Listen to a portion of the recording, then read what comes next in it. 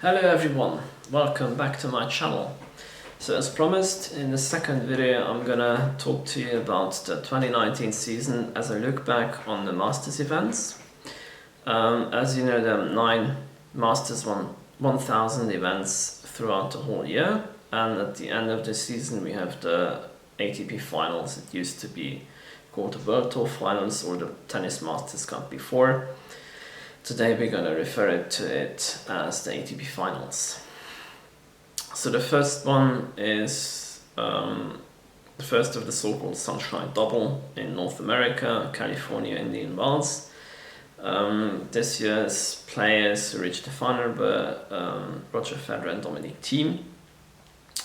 Very good, very highly entertaining, competitive match. Thiem winning his first hardcourt Master Series title. It was actually his first ever Master Series title. He's been in a few finals before on clay, but this was his first victory. Notably, one of the interesting events was that there was supposed to be a Nadal-Federer encounter in the semis, but unfortunately Nadal was injured at that time. He got injured after his quarterfinal match and couldn't play against Federer. Second Masters event of the year was the Miami Masters. Roger Federer again doing really well and reaching the final. This time he played John Isner. John Isner was the defending champion and Federer played a fantastic match.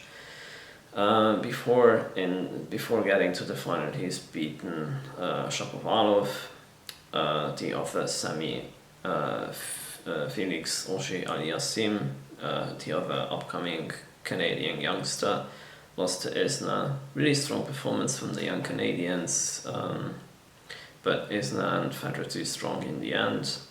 Felix Auger-Aliassime having a lot of trouble with his serving quite a lot of double faults at that time. The final was good between Federer and Isner, but not fantastic. Isner got a really serious injury. He had to rest, and the recovery took quite some time, and it basically ruined most of his season. If I understood it correctly, he had some little bone break in his ankle, so that was pretty bad for him. So these were the first two, the Sunshine Double in North America. Then moving ahead to Europe, in Monaco, Monte Carlo. First clay court Masters of the season, where everybody knows it's pretty much Rafa Nadal's home turf. But this year, this time we had a little bit of a surprise. Even though Nadal did start the tournament strongly, he lost in the semi-finals to Fabio Fognini, the Italian. So we had prior experience in watching Fognini against Nadal. He's super highly motivated when he plays him, especially on clay. Fabio Fognini once said during his career that he thinks one of the biggest challenges in all sport is to beat Rafa Nadal on clay. So he's the kind of guy who is pretty much hot and cold, but when he's hot and he really wants to beat you, and he's super focused and motivated, he can beat almost anybody. And on that day, he did beat Nadal 6-4 and 6-2. At one point he was even leading in the second set 6-love, so he wasn't very far from a bagel. Admittedly, Nadal wasn't 100%, but nevertheless it was a fantastic performance from Fabio Fognini at that point. And he's played a surprising finalist in Dusan Lajovic, a strong player from Serbia who had also a very good showing throughout the tournament. So surprising winner, but really competitive final and good tennis throughout at the Italian Open. At the Monte Carlo Open. Then moving ahead to Madrid. In Madrid we had Djokovic playing Tsitsipas in the final.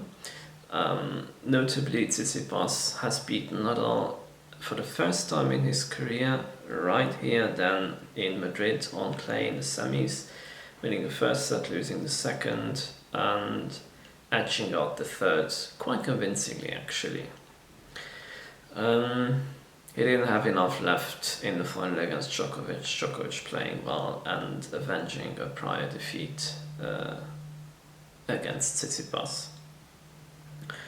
Moving ahead to Rome, this is the last Master Series event in Europe before the French Open on clay, and we had a fantastic final against Nadal and Djokovic. I was very happy to have the honor and the privilege to be there live at that match.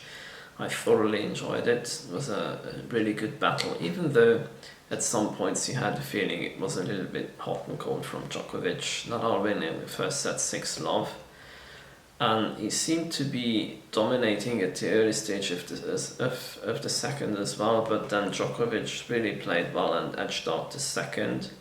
He was like the better player at the end of the second set, winning it 6-4. And in the third set, it looked relatively even at the beginning, but Nadal ran away with it and won it 6-1. So, ahead of the French Open, these were really good signs for Nadal entering the French, winning the Rome Masters and beating Djokovic in the final. So I think that gave him a lot of confidence. Alright, then moving ahead, we jump to Canada, Montreal. So this is after the French Open and after Wimbledon. Also Nadal's first tournament back after Wimbledon. He marched through the final, and there he was facing Daniil Medvedev. Medvedev also coming off a hot streak, playing the week before in the Washington final, now being in the Montreal final. It was a relatively close set, 6-3 to Nadal, but he pretty much went away in the second, and Nadal bageled him, so 6-3, 6-love was the final score in the Montreal final. The week after, North America, last Masters of the year in North America in Cincinnati. Big surprise in Daniil Medvedev beating Djokovic again after Djokovic was one set to the good. Medvedev was not looking like he could turn the second set around, but in the end he did. He was serving exceptionally well, going really big on the second serve constantly, and surprisingly he did outplay Djokovic. He did beat him before during this year at the Monte Carlo Masters in the quarters. Then this was on hard court, on a court that Djokovic normally would have preferred a little bit more. But nonetheless, he played really well, and he's won the tournament. He's played David Goffin in the final, and he's beaten him. Now, jumping ahead in time, this is after the US Open, the Asia swing in the Shanghai Masters. Here we had again Medvedev in the final, winning against Sasha Zverev. Notably, Zverev didn't really have a good season in 2019. These were the really first good signs and big signs that he's back. He's reached the Masters 1000 final. So it was ultimately probably his best showing throughout the 2019 season. And the last Masters event in Paris, just a week before the ATP finals. Djokovic played Shapovalov in the final. Shapovalov coming on really well, really strong showing, beating Fabio Fognini and Sasha Zverev as well. En route to the final, he should have played Nadal in the semis, but Nadal withdrew, unfortunately, with an abdominal injury. So in the end, we had a Djokovic-Shapovalov final. It was a good final, but Djokovic was dominant, and at that point, the Euro world number one position was still at stake, and for him, winning the tournament gave him really good chances to be able to stay in contention and possibly take over Nadal at the season-ending championships. Yes, and this brings us to the ATP finals, where we have normally 8 players, 4 in each group, so they divided, everybody plays everybody in their particular group, and the first 2 players qualify. The winner of Group A plays the person who finishes second in Group B, and the winner of Group B plays the player who finishes second in Group A. We had Tsitsipas Federer semi-final, and on the other front, Dominic Thiem beating Sasha Zverev in the other semi-final. And the final was done between Thiem and Tsitsipas. A really close match, fantastic performance from both players. Tsitsipas winning the first set, Thiem winning the first set, Tsitsipas coming back in the second, and really pretty much running over Thiem in the second set. And the third set was a little bit touch and go for both players at some point, but they ended up playing a tiebreak. It was a close tiebreak, but Tsitsipas edged it out. You would have thought at some point that Thiem is the one who has maybe the more experience. He's transformed his game to be more aggressive, to be able to win more matches on hard courts. He's done that. He's won the Beijing tournament in the Asian swing, which is hard court. If it's bad weather, it's indoor hard court, but mostly hard court, where he has actually beaten Tsitsipas in that final in Beijing. And he's also won his home tournament in Vienna, also indoor court. So you would have thought, maybe Thiem, since he's beaten in the group stages, Roger Federer as well, and Djokovic as well in the final set tiebreak. That match, which he played against Djokovic, was probably, if not the best match of 2019, a three-setter. So that's it in the end, that Tsitsipas has concluded and he won the season-ending championships. One of the topics discussed, since in 2017 Grigor Dimitrov won it, last year Sasha Zverev won it.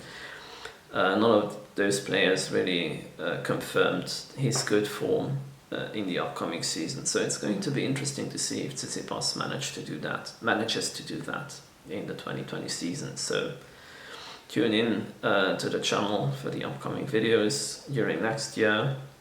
Don't forget to subscribe if you would like to see further content. And thanks for watching.